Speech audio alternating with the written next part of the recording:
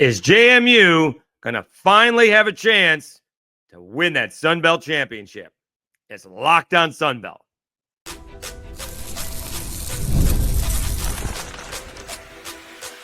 You are Locked On Sun Belt, your daily podcast on the Sun Belt Conference, part of the Locked On Podcast Network, your team every day.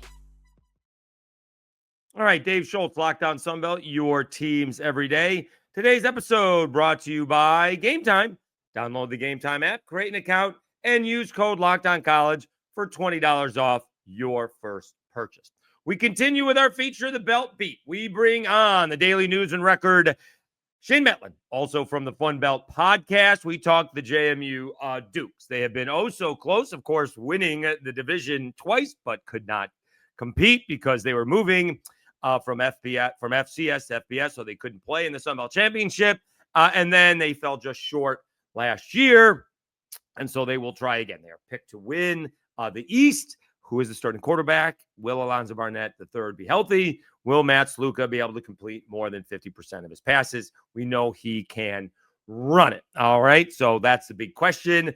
And then how have they competed so well, so seamlessly, moving up from FCS to FBS? We get into all of that with Shane Metlin from the Daily News Record and the Fun Belt podcast. He is on the Belt Beat, and he is Locked On Sun Belt. Welcome back to another edition of Locked On Sun Belt, your teams every day. We continue with our feature, The Belt Beat. Shane Metlin from the Daily News Record and the Fun Belt podcast, covering JMU sports, covering JMU football, basketball, and everything JMU, joins us now.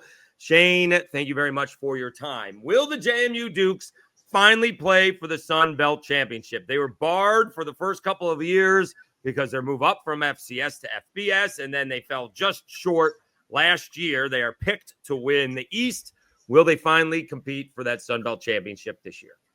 I mean, I think they have a really good shot. I mean, you look at teams that nobody ever, I think, is like really feeling great about, everybody they bring back, like at this point in time with the transfer portal and everything. But you look at JMU, like what they've got coming back at some skill positions, at least part of their offensive line from last year. They're filling in with some transfer guys, but there may be some questions about depth on the defensive side of the ball, but their starters look pretty solid.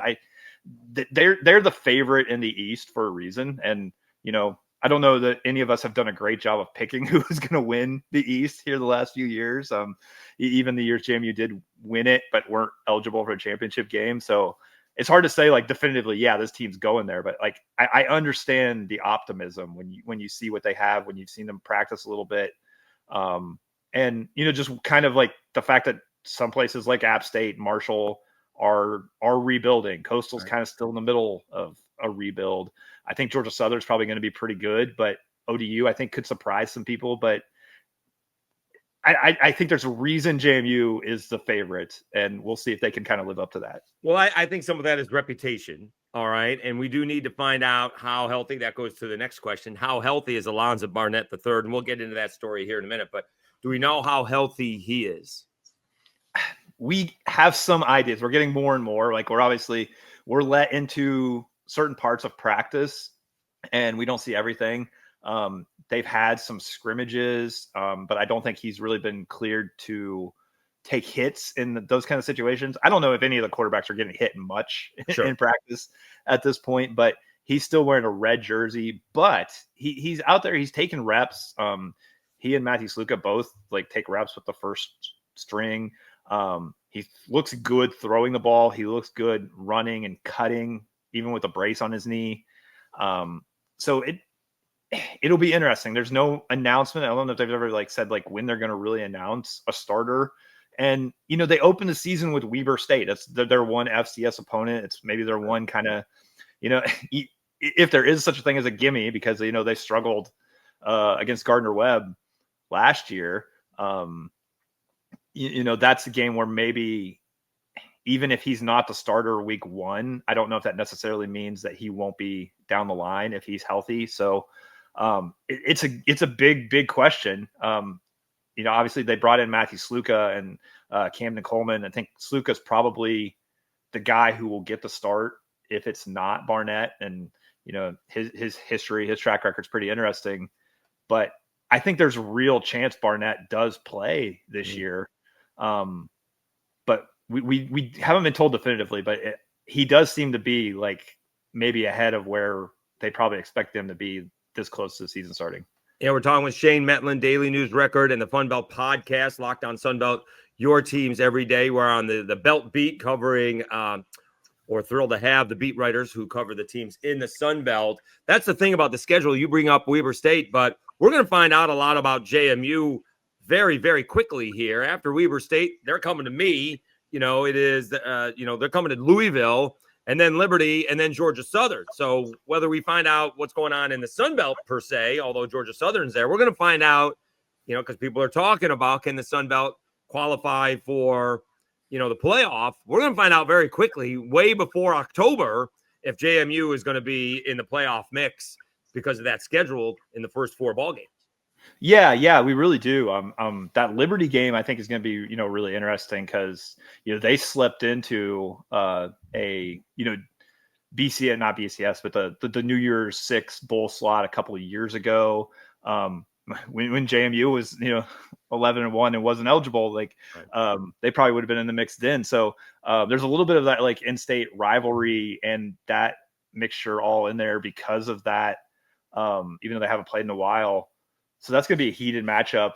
But, they're the Conference USA champs. So we're talking about another, or favorite. So we're talking about another team that, everybody who thinks they could win their conference at the G5 level is thinking playoff. So that's a couple of those types of teams that almost possibly an elimination game in that regard, like that early in the season. Louisville, I think they could afford to lose to Louisville if they, run the table elsewhere. But it's also a great opportunity. Like if you can get that kind of victory, like, there's probably JMU's gotten a couple of those ACC wins here the last couple of years. They beat North Carolina, they beat UVA. I think Louisville winning at Louisville is a little bit of a step up from those. So if they could pull that off, then I think, you're really in the conversation if you win the Sun Belt. So yeah, like you said, you find out right away if you're simply playing for a conference championship or if you're playing for something a little bit bigger, like just having those 2 games that early in the season. That Louisville game is on a Friday night. And just to let you know, and our listeners know, coming in from Harrisonburg, that's Bourbon Fest weekend. If you want to come in a day or 2 earlier and partake in some of the festivities, especially in Bardstown, just suggesting, and downtown Louisville. That might be good to know about getting hotels too. yeah, you better plan. Yeah. You should have planned on that yesterday. Okay. You may be seeing if Bob Chesney has any room on the floor to grab the hotel room. Yeah. Let's take a timeout. We'll come back and continue our conversation with Shane Metlin from the Daily News Record and Fun Belt Podcast. We talk about Alonzo Barnett III. And his chance at starting once again for the JMU Dukes. And do they change the offense up if Matt Sluka is the quarterback for JMU to begin the season against Weber State? We'll do that right after I tell you about DripDrop.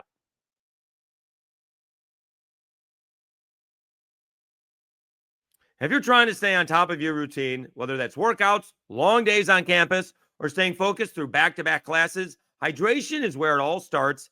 And that's where DripDrop comes in.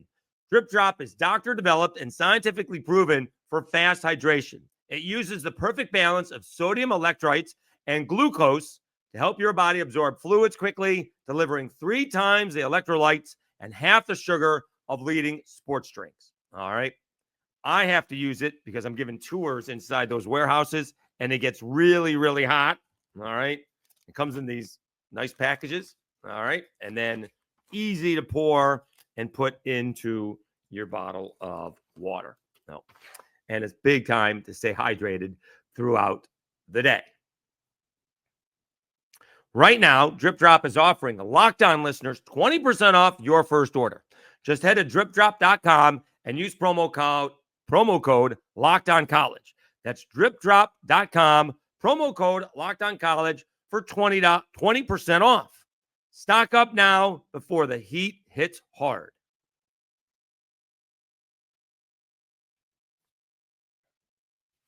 let's see. I got strawberry lemonade. I'm a big fan of strawberry lemonade. And I got orange. So also a fan of the orange, as it turns out.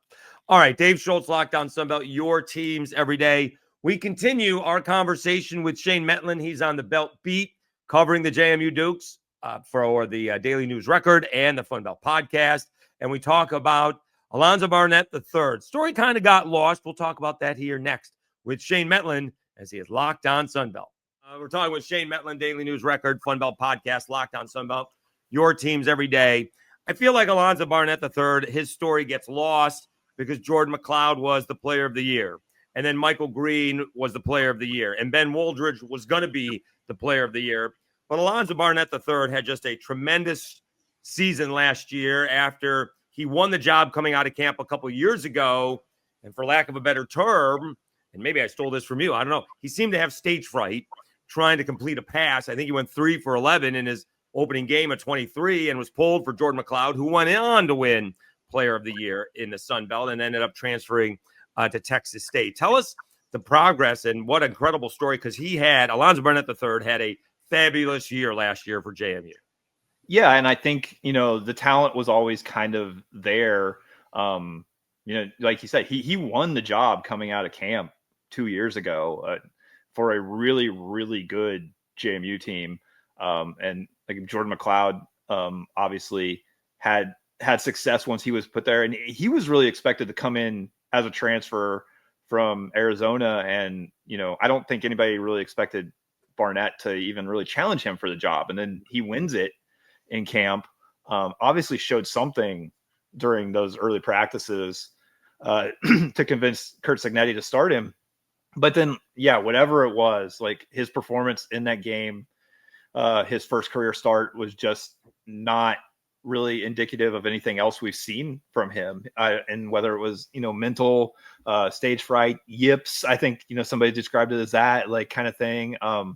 He didn't perform, and it was one of those things where McLeod quickly established himself as good enough to do the job, and he didn't go back to it. And I think Alonzo always kind of, I don't want to say harbored a grudge, but it was always kind of like, to him, I think a little bit of like, they didn't believe in me. Like they didn't give me another chance. And like, once they saw, I think, and he may not be the only person either who ever felt maybe like kind of tossed aside by Cignetti and his staff, like just if the performance wasn't there right away. And just kind of a different philosophy. The new coaching staff came in, and I think they hit it off really quickly. Chesney's also been really good at developing quarterbacks. And, he quickly kind of became like apparent that he had a chance to win the job last year. It was still an open competition. They brought in Dylan Morris from Washington, who had some success there. He ended up battling some injuries, so I don't know if he was ever really totally in the mix to start. But yeah, once Alonzo got an opportunity, he really proved like that there was a reason he was chosen before. He's certainly capable.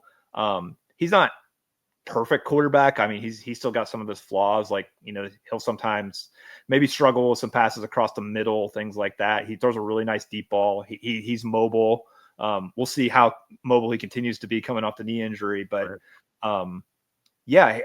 his numbers kind of speak for themselves. He didn't throw interceptions last year. He moved them down the field. They struggled offensively in a few games, but I think the more he was on the field, the more starts he got under his belt, just the better he got. And it was kind of a shame to see him suffer that injury really on the last play of the regular season last year. He didn't get to play in the bowl game. But yeah, I mean, I think from what we've seen, his rehab, he worked incredibly hard with his rehab since last winter to get to a position where he might have a chance to start again this year.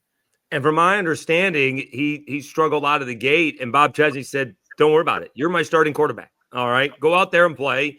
If you make a mistake, you're still going to be the starting quarterback. And like a light bulb went off, and he said, I'm just going to go play.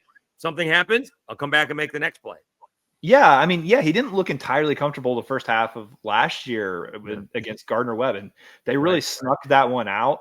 I think part of that was, there was a lot of new faces all over the place. I mean, they were completely new at wide receiver, running back, everywhere. It took a little while for everything to kind of gel, which is why Chesney maybe did say that to him. It's like, hey, it's going to take a little time. Like, this is okay. And they also went completely vanilla with the playbook against Gardner-Webb, thinking we're going to beat them. We're saving it. We've got UNC coming up. Like, let's hold back a little bit. And they did. And then he obviously had a really amazing game down there at North Carolina last year. They put up 70 points. And it was, it was a little bit up and down. Like, they'd have those games where they put up 70 and then they just marched down the field at ULM last year in the first couple drives and then didn't score again the rest of the game, really. Like, so there was ups and downs, but, he's been in the program for a while. He's not necessarily young in age, but he is, like, we're talking sophomore, redshirt junior. Like last year he was a young quarterback as far as experience. Right. So you would expect him to continue to get better and better if he plays more. Talking to Shane Metlin, Daily News Record, Fun Belt Podcast, Locked On Sunbelt, your teams every day. All right, so Matt Sluka, more known for his running, I guess, did not so great with the passing completion in the last year. I think 43.8%, although he did have 6 touchdowns and only 1 interception in a few games that he did play. So do we have to change up the offense if it's Sluka versus Barnett, especially with Alonzo's, knee situation? It'll be interesting to see. I mean, I think they probably will have a lot more runs. I mean, the interesting thing about it too is, like, they have a really, really deep running back room. That's the thing. Yeah. I don't think Sluka's going to have to run all that much. Yeah. They could do they could get creative, and we'll see how creative they end up getting. Like, whether they're playing both, Barnett and Sluka at times, and, maybe harkening back to, think about, like, Tim Tebow's freshman year of Florida, where he was put in certain situations because of, like, his ability to run like that. I wouldn't be shocked. You're gonna give me a Chris Leak reference? Is that what you're going? Yeah, maybe. I wouldn't be shocked to see some certain things like that if Barnett's healthy enough to be the guy. But yeah, if it's Sluka too, like, I think it'll look. I mean, here's the thing: he's coming back to play for the guys he played for at Holy Cross, and Bob Chesney and offensive coordinator Dean Kennedy. So they kind of know what they want to do with him and how they're going to run the offense. And, there's designed runs with him, but there's also, like, him just deciding I'm taking off. And so I don't know how much different the playbook itself is going to look. But yeah, I mean, I feel like this coaching staff, maybe as well as anybody, there's a reason he decided to come to James Madison, and it's partially because, like, this coaching staff knows what to do with him, and it'll be really interesting to see, like, how he's used, regardless of whether he's a starter or a guy who comes in certain packages. Talking to Shane Metlin, Daily News Record, Fun Belt Podcast, Locked On Sunbelt, your teams every day. Let's talk about Bob Chesney for a minute, because it feels like JMU went the same route, bringing somebody with a lot of lower level experience, in this case, head coaching experience. They went and got Chesney from Holy Cross. There may have been word or not that he was getting the Syracuse job, but they didn't want him because he was coming from a lower level, although they went and got somebody who was a coordinator, although Fran Brown did have a good first year, and we'll see what he does in year number 2. So both guys have done pretty well in their first years. How do you think Chesney did? Because obviously he did pretty well, did have some bad losses. They had, in each one of their losses, they had double-digit leads in those games. Yeah, and I think that was probably that's the main criticism is, their losses were winnable. It could have been a really special season. There were some things offensively that, they just couldn't quite iron out in time. I think, over a long period of time, we're talking weeks, like, they did tend to kind of figure things out, but maybe in-game adjustments were a little bit slower. Dean Kennedy's still a really young offensive coordinator, I think, is a big part of it. So there's that. I mean, I expect maybe a little bit of a jump from him as far as play calling and things this year, in particular because they have so many more guys coming back into the program. But yeah, I mean, I think overall, I think you'd give, like, Chesney a solid B+ for his first year. given the amount of turnover roster wise, like I think, if you can win 9 games, win a bowl game, beat with your third and fourth string quarterbacks. Yeah, beat a Power 4 program in your first year, like that gives you enough encouragement for where you're going once you kind of get things established. And they say they're way ahead of where they were at this point last year, just as far as like, they came out in their first practice, they weren't teaching the playbook. They were going through certain red zone situations and things like that they weren't doing until 2 or 3 weeks into the camp last year. So I expect it to be a pretty good year for the coaching staff. And, if they have the kind of success they're expected to have this year, then we go into the winter wondering how long they're going to be here. so it's always that situation. So, we'll wait and see. But I think, they did a pretty solid job first year and are in position to do even better this year as far as just coaching itself. Let's take a time out. We'll wrap up our conversation with Shane Metlin from the Daily News Record and the Fun Belt podcast. We talk about how easy it seems that JMU had made that jump from the FCS to FBS. We'll do that right after I tell you about Game Time.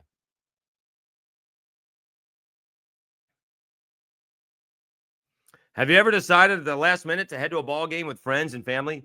Maybe it's game day and you suddenly realize you want to be in the stands. That's exactly where Game Time comes in. It's the easiest way to grab last-minute tickets without the stress. With the money you save on tickets, you can splurge on food, drinks, merch, and even invite a bigger group to come with you. Game Time makes it possible. Game Time makes buying tickets fast and simple. Prices on the app actually drop the closer you get to first pitch, and they've got incredible last-minute deals, clear seat views, and the lowest price guarantee that takes worrying out of buying. Took the Samo, my nephew, last minute trip to Cincinnati to go see the Reds. Remember, I used Game Time on opening day. I told you all about that. My brother, he was working the doctor over the weekend. So I took the nephew Sam to go see the Reds and the Hot Brewers on Sunday. And we had a great, great time. Take the guesswork out of buying tickets with Game Time. Download the Game Time app, create an account, and use code LOCKEDONCollege for $20 off your first purchase. Terms apply. Again, create an account and redeem code LOCKEDONCOLLEGE for $20 off. Download the Game Time app today. Last minute tickets, lowest price, guaranteed.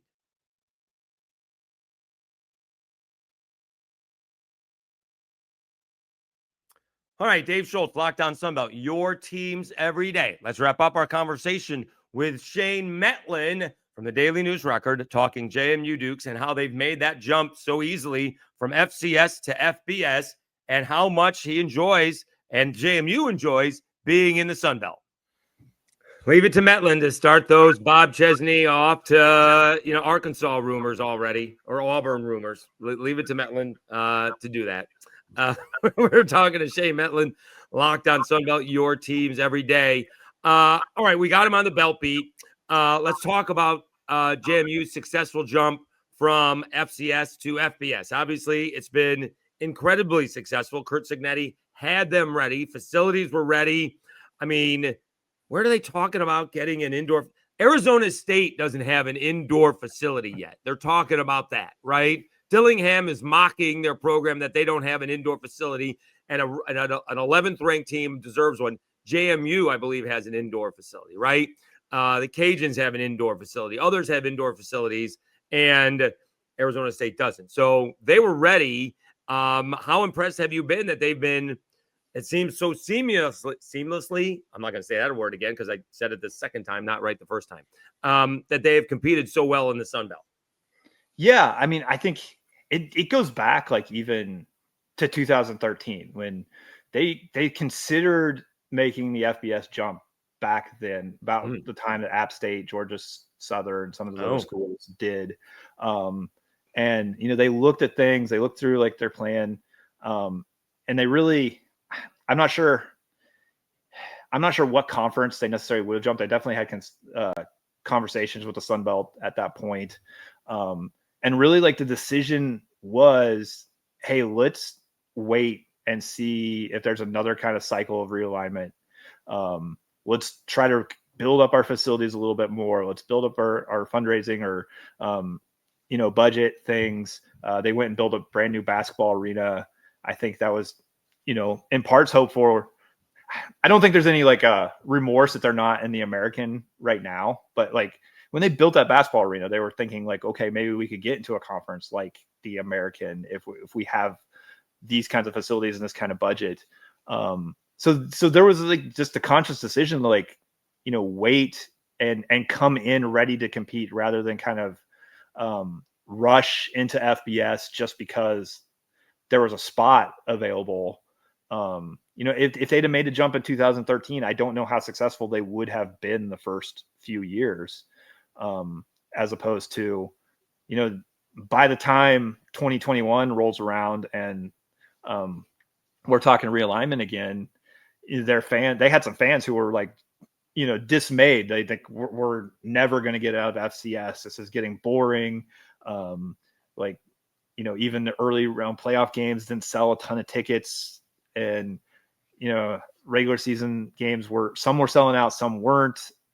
There was some, I think, in the fan base that were kind of well, if this is as good as it's ever going to get, I'm bored by this. Before the opportunity to jump again came around, and when they did, they were ready. And even knowing that they were ready, knowing they had the budget to compete and everything, I think it was a little bit of surprise that they come out and they beat Middle Tennessee State. They just beat the brakes off Middle Tennessee State in that first game. That was eye opener, I think, for everybody. That I think at that point people were hoping, okay, let's hope we can go 6-6 in the Sun Belt the first few years and be competitive. And then all of a sudden it was oh wait, this program really might be able to compete for a championship right away. And obviously you got to give there's a lot of that behind the scenes stuff and the administrative stuff too that I'm talking about too, but you also got to give Kurt Signetti, his staff, a ton of credit. He's got multiple All-Americans there at Indiana that he recruited to JMU and as FCS players, and some of them FCS walk-ons, some of them guys who didn't have any other scholarship offers, and he recognized how good they were. And so, that has a ton to do with it too. They just evaluated talent superbly, that coaching staff. And, that's another big reason why you're winning a lot of games, but they did kind of put themselves in position to succeed right away rather than maybe making an early jump and struggling early on. This is not to knock Georgia State. Everybody made their own decisions, but Georgia State kind of made that decision where we're moving up, and it's going to take a while before we can really compete. And JMU kind of went the other way with that. Talking to Shane Metlin, Daily News Record Fun Belt podcast, hopping on Locked On Sun Belt, your teams every day. All right, tell us about that Fun Belt podcast. How did that come together? We got you, we got Jeremy with Arkansas State, we got Dusty with ULM. I mean, how do you three characters know each other and come together to do that Fun Belt podcast? Because that to say the least, that is an eclectic group. Yeah, I went on as a guest just a couple times. When JMU first got invited to the Sun Belt and we're going to join, and I went on and talked to them, and they were just kind of well, we don't have anybody covering an e-school right now. I think they'd had somebody before. Would you want to just kind of do this on a regular basis? And I decided to give it a try, and just been doing it pretty much every week since then for a few years now. And it's fun. It's like I said, eclectic group.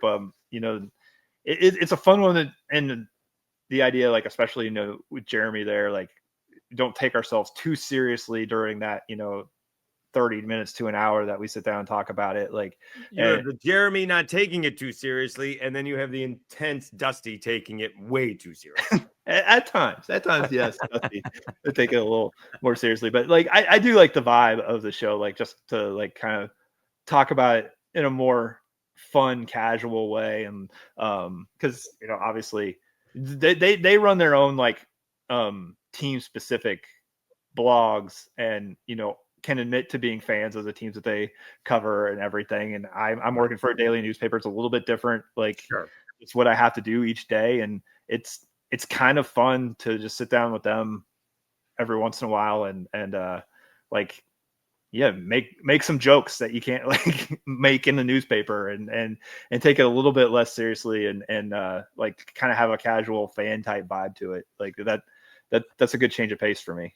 So what do you think of overall JMU's move to the Sun Belt and the Sun Belt Conference in itself? Because obviously, the move with JMU, Marshall, Southern Miss, and ODU has been great. ODU is kind of the sleeping giant, right? They're the biggest market in the Sun Belt. And if they ever figure it out, football, basketball, and baseball, they could be a player. Basketball wise, the conference got to figure out how to get more than one team in. And that is, that takes two to tango because the schedules, they got to figure out how to do that.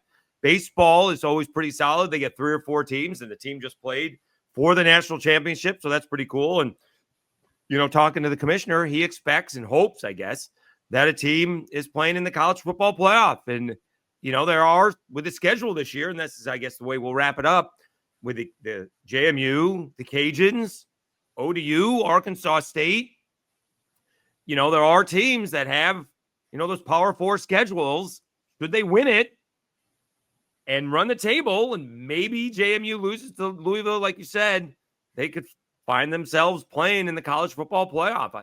The Sun Belt gives them that opportunity because you would think on the other side of that, there's going to be a team that has 0 or no losses playing against, the team from the other division. One would think.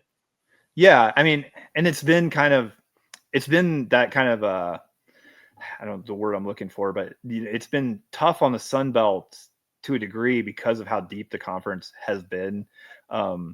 We always know that the league champion is really, really good, and probably worthy of being in that playoff conversation. But sometimes they beat up on each other in league. So like you said, it's really important that some of these teams make a mark in the non-conference. And we talked about JMU's non-conference schedule. We didn't even mention they play Washington State later in the season at home, nonetheless, in November. Yeah, so like you win a few of those non-conference games. If Arkansas State can knock off somebody or something, then I think that puts you in a position where maybe like losing a league game also doesn't like eliminate you from the conversation. If your conference champion has a couple losses, like you can go back and say, but look at what this league did in the non-conference. And that's really important as far as like kind of taking the next step, because it's just been tough that, anybody can beat anybody in the Sun Belt, as opposed to some of the other G5 leagues have been really top heavy. And, that kind of leads to having a little bit better resume as far as things are, especially if you don't look past like just, being undefeated or being 11-1, as opposed to, 10-2 or 9-3 or whatever it happens to be. So yeah, getting into the playoff would be absolutely huge for the conference. It's the next step. It's the thing that has to happen because like you said, like, they've been really great football wise as far as like just metrics and, the overall like S&P rankings or whatever one you want to look at for the teams, like depth wise, everybody's ranked pretty high, but it's hard to get that team into the playoff spot. But, baseball's been great, multi-bid league in a lot of sports like volleyball and softball and soccer and everything else. Basketball's got to continue to improve, but they had a team get to the round of 32 a couple of years ago. Like there's some things.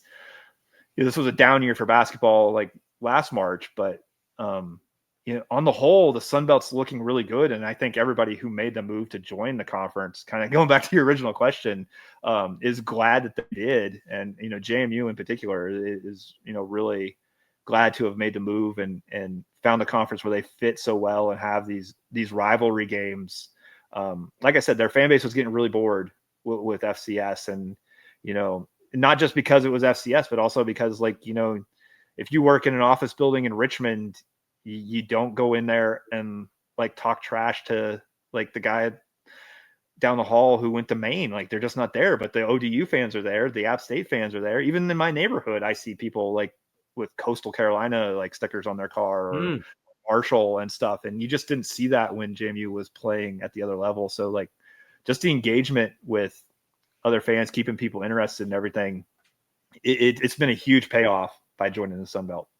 Yeah, there's a big matchup October 11th. Cajuns going to JMU. And if these two teams are undefeated, very well could be a top 15 matchup in the country because both of them have votes right now in the top 25.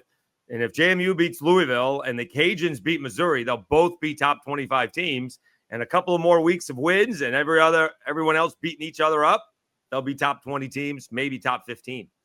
Yeah, it would be absolutely huge if you could get to that situation where then even like, you know, the potential rematch in the conference championship game like would be absolutely huge. And even like just a discussion and debate going into that of like if the championship game is worth more than the regular season game and things like that. And I mean, when you're playing for home field advantage in that game. Yeah, I mean, we're a ways away from there, but like you know, that's the luxury of being us and not the coaches and everything. We can look ahead and we can have fun with this. And well, now all of a sudden we're playing for home field advantage in the Sun Belt, and Metlin's already got Bob Chesney going to his next job. That's what this podcast was about.